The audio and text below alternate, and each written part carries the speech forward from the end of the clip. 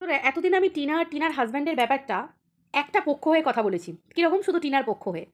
কিন্তু আজকে আমি তোমাদেরকে আঙুল তুলে দেখিয়ে বলে দিতে পারি। টিনা আর টিনার হাজব্যান্ডের এটা একটা মিলিত যৌথ একটা পরিকল্পনা অনুযায়ী পুরো ওদের এই প্রসেসটা চলছে। এবার তোমরা বলতে পারো যে কেন প্রসেসটা চলছে? কি জন্য চলছে? না এটা তো নাটক করছে না। একদম টিনা যেটা করছে ঠিক করছে। দেখো, প্রথমত আমি তোমাদেরকে একটা ছোট্ট কথা বলি। সেটা হচ্ছে টিনা কোথায় আছে? টিনা কিন্তু বাপের বাড়িতে আছে। টিনা কিন্তু অন্য কোনো জায়গায় নেই। টিনা কিন্তু তার বাপের বাড়িতে আছে। আমরা দেখতে পাচ্ছি দিনের পর দিন টিনা বাপের বাড়িতে ভিডিও করছে, নিজেদের সাথে ভিডিও করছে, নিজেদের লোকের সাথে ভিডিও করছে। টিনার ভিডিওর মধ্যে কিন্তু কোনো নোংরামি নেই। একটা জিনিস লক্ষ্য করে দেখবে। দেখো, যে বা যারা দেখো ম্যান্ডির ভিডিওতে তোমরা কি দেখতে পেয়েছিলে? ম্যান্ডি উঠছে, বসছে, চলছে, বাইরে যাচ্ছে, অন্য কোনো জায়গায় ভাড়া নিচ্ছে, অন্য কোথাও থাকছে। তারপরে ম্যান্ডির ভিডিওতে দেখেছিলে যে যার সাথে পরকীয়ায় লিপ্ত সেই ছেলেটির সঙ্গে দিনের পর দিন ম্যান্ডিকে দেখতে পেয়েছো। সব দেখেছো তোমরা।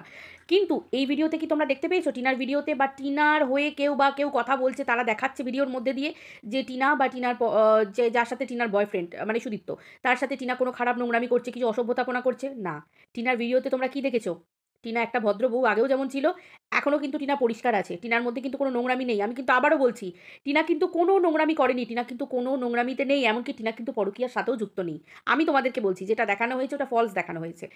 এটা পুরোপুরি একটা পরিকল্পিত প্ল্যান। তোমরা বলছো যে যেমন কিরকম বলবো? এটা হাস্যকৌতুকেরই ব্যাপার। কারণ এই প্ল্যানিংগুলো সাজাতে গেলে না একটা করে দালাল লাগে। যেমন কিরকম দালাল আমি তোমাকে বলছি, আমি তোমাদের বলছি টিনার হাসব্যান্ডের দালাল এই মুহূর্তে কে আছে তোমরা বলো তো? বুঝতেই পারছো, পাতানো দিদি। মানে কি দালাল বললে ভুল হবে। অ্যাকচুয়ালি এগুলো না একটা কন্ট্রোভার্সি ক্রিয়েটারকে হাতে না রাখলে এই জায়গাগুলো সমালোচনা কারা করবে? কন্ট্রোভার্সি ক্রিয়েটারটা করবে তো। বেছে নেওয়া হয়েছে, টিনার হাসব্যান্ড বেছে নিয়েছে। না হলে তোমরা চিন্তা করো, যে মহিলা পরকীয়া করে বেরিয়ে চলে যায় নিজের ঢ্যাঁড়রা পেটে, নিজের হাসব্যান্ড, নিজের সন্তান, নিজের ছেলে, নিজের মেয়ে থাকাকালীন সেই তাকে টিনার হাসব্যান্ড বেছে নিয়েছে দিদি হিসেবে। ঠিক কি না তোমরা বলো? এটা পুরোপুরি একটা পরিকল্পিত প্ল্যান। আবারও একটা উদাহরণ দিচ্ছি তার কারণ কেন। দ্বিতীয় কারণ হচ্ছে আমি তোমাদেরকে বলছি, দেখো এত কিছুর পরেও, এত কিছু হয়েছে, এত কিছুর পরেও কিসের জন্য এই যে জেল, হেফাজত, এইসব আদালত, আইন, এইসব যে ব্যাপারগুলো দেখছো, কিচ্ছু না। না হলে চিন্তা করো, টিনাকে নিয়ে দিনের পর দিন এই মহিলা দিনের পর দিন নোংরা নোংরা কথাবার্তা বলে চলেছে। টিনা কোনো স্টেপ নিয়েছে এই মহিলা নিয়ে?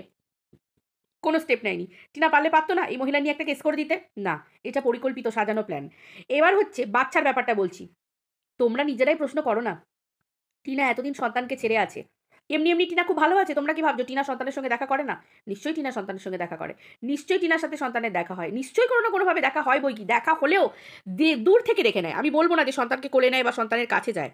তার কারণ বাচ্চাদের মুখ কিন্তু চাপা দেওয়া যায় না, জানো তো? যদি বাচ্চা মায়ের সাথে একবার দেখা হয় বা মা বাচ্চার সাথে একবার দেখা করতে আসে তাহলে কিন্তু ব্যাপারটা অন্যরকম ব্যাপার হয়ে যাবে। মানে বাচ্চাটা কিন্তু সঙ্গে বলে দেবে যে মা এসেছিল। কোনো না কোনো জায়গায় ভিডিওর কোনো না কোনো জায়গায় দেখবে ঢ্যাঁড়োটা মানে ফাটিয়েই দেবে, বলেই দেবে ঢ্যাঁড়োটা বাজি কি বলে ওটাকে, পিটিয়ে দেবে ঢ্যাঁড়োরা। যে বা তোমার মা এসেছিল, মায়ের সাথে কথা হয়েছিল, মাকে দেখেছি, এরকম একটা বলে দেবে ব্যাপার।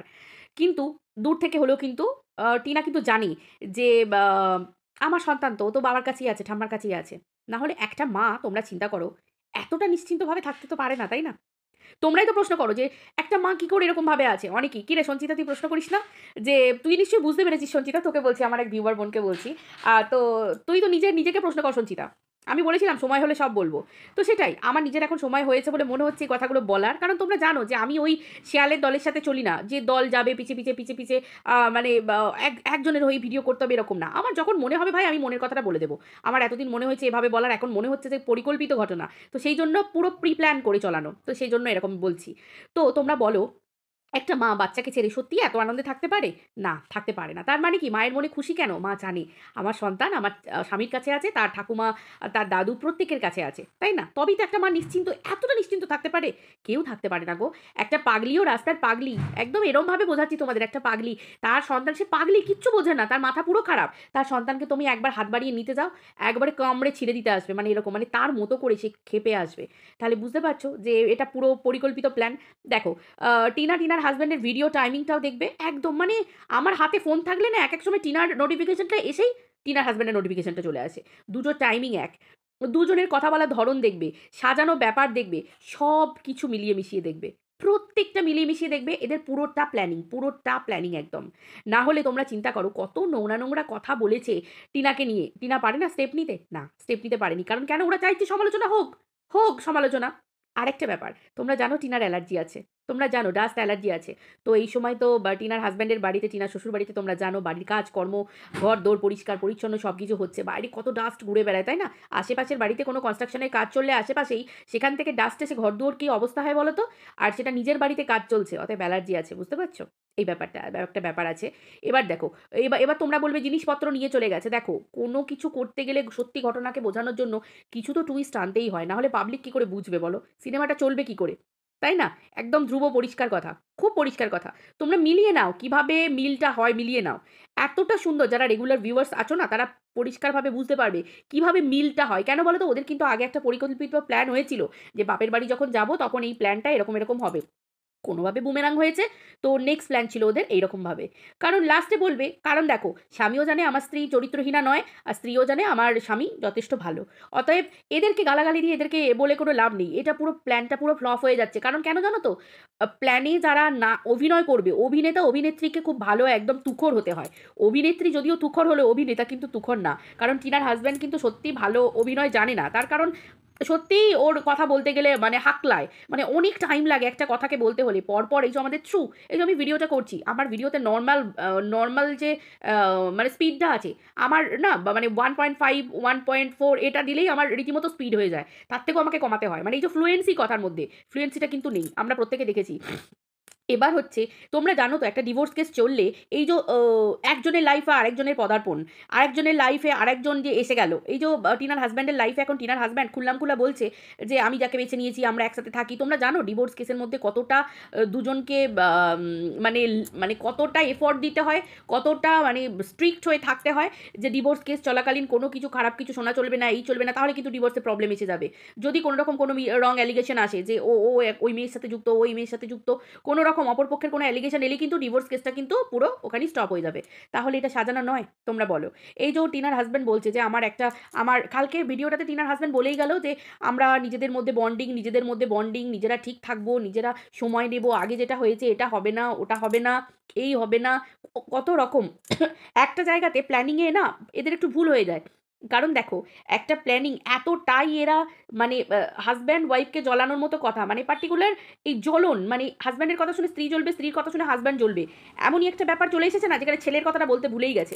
বাচ্চা যে কৃষাণু প্রায়োরিটি পাচ্ছেই না। টিনার বাচ্চাটা প্রায়োরিটি পাচ্ছে না। যেমন কীরকম, কালকে টিনার হাজব্যান্ড একবারও বলল না যে আমার সন্তানকে কে মেনে নেবে। এখন তো বাবার সেই বয়স নেই, প্রথম বিয়ে তো নয় বাবার। মানে টিনার হাজব্যান্ডের তো প্রথম বিয়ে নয় যে শুধু বন্ডিং খুঁজবো, কতটা দুজনের মধ্যে বন্ডিং হবে, একে অপরকে কতটা ভালোবাসবে, কত কি। এখন সেকেন্ড বিয়ে, এটা জানতে হবে সেকেন্ড ম্যারেজ। ইভেন টিনার সন্তানটা আছে তার কাছে, সে সন্তানটাকে নিজের কাছে রাখবে। তার মানে কি, আমার সন্তানকে যে মা মানে মায়ের জায়গা দেবে, যে আমার সন্তানকে ভালোবাসবে, যে আমার সন্তানকে মেনে নেবে, আমার সন্তানটা তার কাছে প্রায়োরিটি পাবে। ফার্স্ট প্রায়োরিটি হচ্ছে কৃষাণু সোনা। অতএব সেই যে ব্যাপারটা টিনার হাজব্যান্ড কিন্তু বললই না।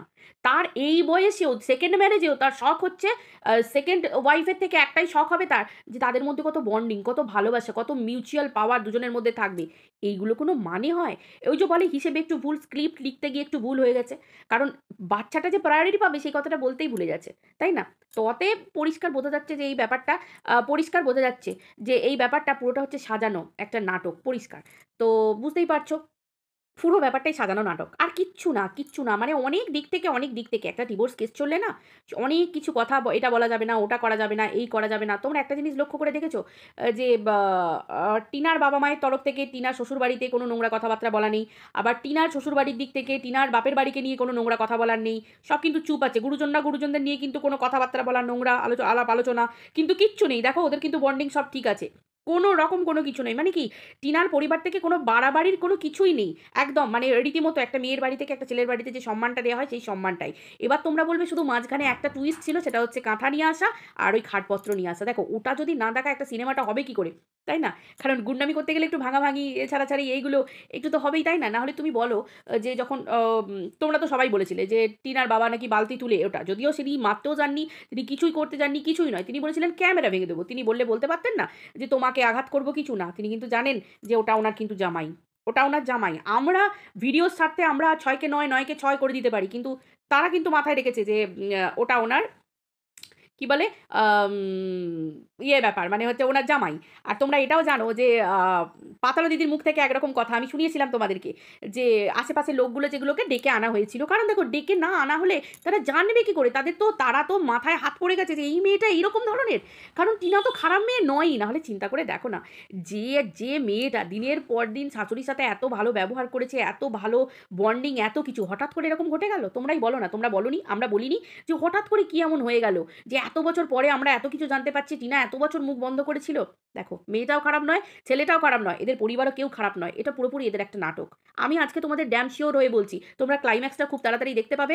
ঘরটা কমপ্লিট হয়ে যাবে, টিনার হাজব্যান্ডকে সাজিয়ে গুছিয়ে নিতে দাও, পুরো ঘরটা কমপ্লিট হয়ে যাবে, গৃহপ্রবেশটায় বসবে পুজোতে টিনার হাজব্যান্ড তার 6 সন্তানকে নিয়ে। আমি তোমাদেরকে বলছি, তোমরা মিলিয়ে নিও আমার কথাটা। কিচ্ছু না, কিচ্ছু না, কোনো কথা না।